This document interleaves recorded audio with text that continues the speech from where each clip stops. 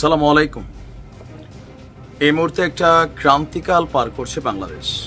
বর্তমান সরকারের যিনি প্রধান উপদেষ্টা আছেন ডক্টর মোহাম্মদ ইউনূস, এক হাতে অনেক কিছু তাকে সামলাতে হচ্ছে। স্বাভাবিকভাবেই আওয়ামী লীগ যেহেতু ক্ষমতা হারিয়েছে, তো ক্ষমতা হারানোর পর নানানভাবে পলিটিক্যালি সরকারকে ডিস্টারবেন্স করবে, এটাই বাস্তব। আর এই জায়গায় বিএনপি যদি ক্ষমতা হারাইতো, জামাতও হারাইতো, এরকম একদম হাতের মুঠ থেকে একটা জিনিস সরে গেল, সো এটার তো একটা জ্বালা পোড়া থাকবেই, তাই না? এর পাশাপাশি আপনি দেখেন যে মার্কিন যে গোয়েন্দা প্রধান ভারতে আসলো, তার যে বক্তব্য, সেইটাকে কেন্দ্র করে একটা আন্তর্জাতিক চাপের মুখে আছে সরকার। দেশের অভ্যন্তরে বিভিন্ন জায়গায় মব জাস্টিস, আইন শৃঙ্খলার পরিস্থিতির অনেকটা উন্নতি হলেও এখনো অনেক জায়গায় অনেক কিছুই সামলাতে বেগ পেতে হচ্ছে ডক্টর মোহাম্মদ ইউনূসকে। কথা ছিল সেনাবাহিনী খুব বেশি দিন মাঠে থাকবে না, কিন্তু বর্তমান সিচুয়েশনকে কাভার করতে হলে পুলিশের বিপরীতে সেনাবাহিনীর অবস্থানটাই আসলে শক্তিশালী। রাইট নাও আজকে আমরা দেখছি যে চেকপোস্ট থেকে আস্ত পুলিশে ডাকাতরা তুলে নিয়ে গেছে। বিষয়টা আপনি বুঝতে পারছেন যে কোন লেভেলে পুলিশের প্রতি মানুষের ভয়টা ভেঙে গেছে।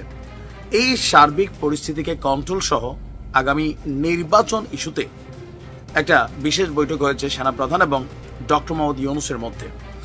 সেনাবাহিনী প্রধান জেনারেল ওয়াকারুজ্জামান এবং অন্তর্বর্তী সরকারের প্রধান উপদেষ্টা ডক্টর মোহাম্মদ ইউনূসের একটা বৈঠক হয়েছে রাষ্ট্রীয় অতিথি ভবন যমুনায়। আর আমাদের সেনাবাহিনীর যে জনসংযোগ পরিদপ্তর আইএসপিআর, তারা একটা সংবাদ বিজ্ঞপ্তিতে আপনার এই তথ্য জানিয়েছে।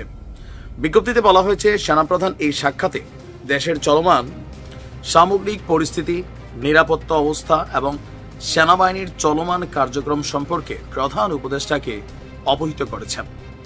আর সেনাবাহিনীরও মাঠে থাকার যে মেয়াদকাল, সেটা গেল 2 থেকে 3 দিন আগে বর্ধিত করা হয়েছে আরো 2 মাসের জন্য। পাশাপাশি দেশের উন্নয়ন এবং স্থিতিশীলতার জন্য সবচেয়ে জরুরি যেটা হচ্ছে স্থিতিশীলতা। এই স্থিতিশীলতা এই মুহূর্তে বাংলাদেশে খুবই প্রয়োজন। আর স্থিতিশীলতার জন্য আইন শৃঙ্খলা বাহিনী, সশস্ত্র বাহিনী বলেন, পুলিশ বলেন, সেনাবাহিনী বলেন, বিজিবি বলেন, প্রত্যেকের মাঠে থাকাটাই আসলে এই মুহূর্তে গুরুত্বপূর্ণ হিসাবে দেখছে সরকার। এর পাশাপাশি সেনাবাহিনী কর্তৃক গৃহীত এই যে মাঠে আছে বিভিন্ন কার্যক্রম, বিভিন্ন পদক্ষেপ নিয়েও আপনার সেনাপ্রধান ডক্টর ইউনূসের সাথে বিষয়গুলো নিয়ে আলাপচারিতা করেন। সেনাপ্রধান সাম্প্রতিক সময় সেন্ট্রাল আফ্রিকান রিপাবলিকে সফর করেছিলেন, সেই বিষয়েও প্রধান উপদেষ্টাকে তিনি জানিয়েছেন।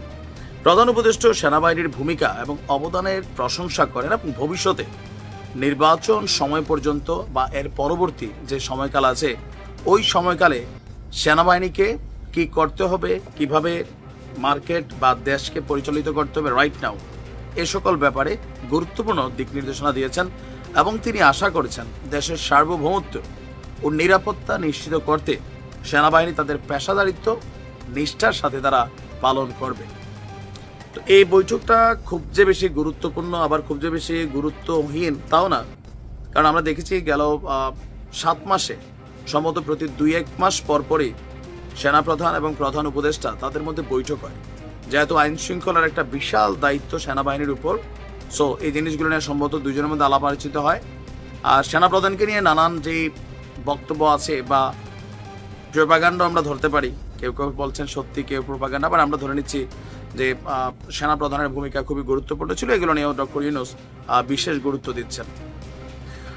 নির্বাচন আমার ধারণার যে ডিসেম্বরে দিয়ে দিবে, কারণ আজকে ডক্টর ইউনূস একটা নিউজ আসছে সমকালে যে তিনি বলছেন যে পুলিশকে জরুরি নির্দেশনা দিয়েছেন ডিসেম্বরের জন্য নির্বাচনকে সুষ্ঠুভাবে মাঠ পর্যায়ে আপনার কেবল যে কন্ট্রোল করা হয় অথবা দিক নির্দেশনা যা আছে সবকিছু মিলিয়ে ডিসেম্বরে নির্বাচন হবে। আর পূর্ব ঘোষণা অনুযায়ী সেনাপ্রধানের তিনি বলছিলেন যে নির্বাচন পর্যন্ত সেনাবাহিনী মাঠে থাকবে, এরপরে তারা ব্যারাকে ফিরে যাবে। ভালো থাকুন, আসসালামু আলাইকুম।